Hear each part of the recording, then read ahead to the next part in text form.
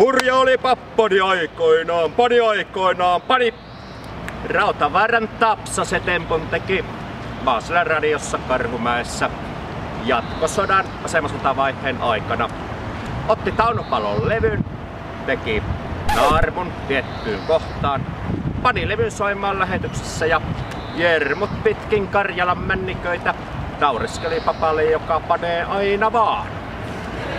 Nauru hyytyi kesällä 1944. Puna-armeija työnsi Suomi-poikkaa länteen ja Maaselän radiokin joutui evakkoon Joensuuhun. Tuolta kaupungintalon tornista Tapsa jutteli ja epäillä tuota sopii, että siinä vaiheessa enää ilakoittiin panevalla papalla. Sota loppui, Suomi säilyi itsenäisenä, maata alettiin jälleen rakentaa, toiveikkuus nousi, ihmiset halusivat viihdettä. Olympiavuoden 1952 alussa Suomen Yleisradio lähetti radiorapsodiaa Joensuusta.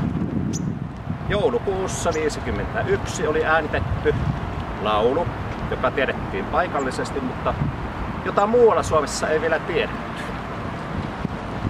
Kaupungintalon torniin meni 4 nuoren miehen joukko.